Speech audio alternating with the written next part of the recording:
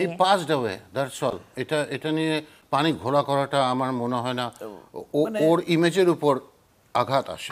সালমানের বিচার প্রক্রিয়া বলি, তার যতগুলো টেস্ট গেছে সালমানের জন্য, সালমানকে আমাদের প্রশাসন যে রেকর্ডটা দিয়েছে সেটাকে অস্বীকার করা যাবে না।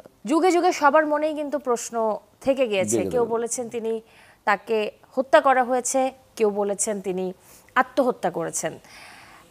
বিভিন্ন সময় এই খবরগুলো এসেছে। আপনারা আপনাদের মতো করে কি বলবেন আসলে তার এই চলে যাওয়াটা নিয়ে? হি পাসড অ্যাওয়ে, দ্যাটস অল। এটা নিয়ে পানি ঘোলা করাটা আমার মনে হয় না ওর ইমেজের উপর আঘাত আসে আমার মনে হয়। এই জায়গায় কি মিশা ভাই কিছু যোগ করবেন? হত্যা নাকি আত্মহত্যা, এটারই কিন্তু কোনো এখানে আমি দেশের প্রশাসন, কারণ সালমান শাহ এখানে আমি আমার একেবারে সৎ মতামত প্রকাশ করব। কেউ কষ্ট পেলে আমার করার কিছু নেই, কিন্তু তুমি যেহেতু জিজ্ঞাসা করলা, আর আজকে ও নাই, ও রুহুয়াস, মানে ও তো নিশ্চয়ই আছে, এক অবশ্যই জগতে আছে। আছে। তো সেটা হচ্ছে যে আমাদের দেশের প্রশাসন সালমানকে আদর করতো না এমন একটা লোক আমি দেখি নাই।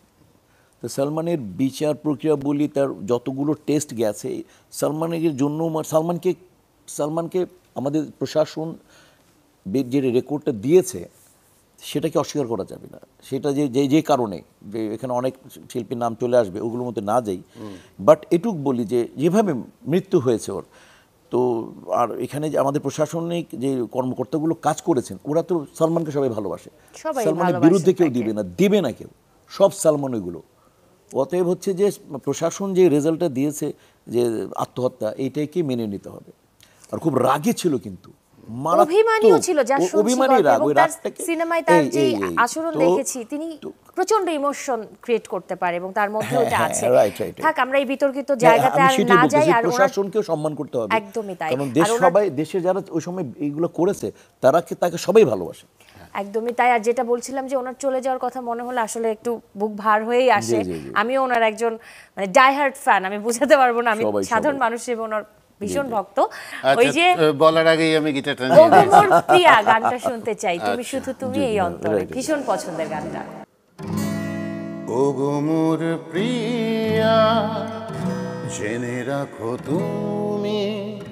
তুমি ছাড়া এই প্রাণ রাখবো না আমি, তুমি শুধু তুমি এই অন্তরে। আজও আছি আমি কালো রব যে, যুগে যুগে আমি তোমারই হব যে, তুমি শুধু তুমি এই অন্তরে। আগুন ভাই আপনাকে বলছে মিশা ভাই, আর আপনি তাকে আব্বু আব্বু বলে ডাকছেন। মানে হচ্ছে খান আতাউর রহমানের ছেলে উনি, তো ওনার বাবা তো আমাদের স্যার বলি, বড় ভাই বলি, এবং ওর শ্বশুর হচ্ছে আমার সিনিয়র ফ্রেন্ড। আচ্ছা, তো এই জায়গা থেকে আমি ওকে ভাতিজা বলতেছি দুইটা কারণে। মানে আমি যদি বলি আমার বন্ধুর মেয়েকে বিয়ে করেছো, ঠিক আছে, সিনিয়র বন্ধু, কুমার ভাই ওনার শ্বশুরের নাম, তো ওই জায়গায়। তারপর হচ্ছে আমাদের আমির হোসেন বাবুর ভাইয়ের বোনের মেয়েকে বিয়ে করেছে অনেকগুলো। তারপর খান আতা ভাইয়ের আমাদের মানে সব ইন্ডাস্ট্রি যদি বলি পারিবারিক সব মিলে ও ভাতিজা হয়ে যাচ্ছে। আমাকে ভাইটাকে, ঠিক আছে, ইন্ডাস্ট্রি হিসেবে আমাকে ভাইটাকে, আমাদের ফ্র্যাটার্নিটিতে আমরা ভাই বলি সবাইকে। একদমই তাই। তো সেই জায়গা থেকে যেমন রাজ্জাক ভাইকে ভাই, বাপ্পা আমি বন্ধু, আমরাও ভাই ভাই, তারপর রাজ্জাক ভাইও ভাই, তো এরকম। তো এই কেমিস্ট্রিটা আমার শুনতে ভালো লাগছিল, তাই আমি এই প্রোগ্রামের মধ্যে এই বিষয়টা তুলে ফেলেছি। আর যেহেতু সালমান শাহর গল্পেই আবারও আসতে চাই।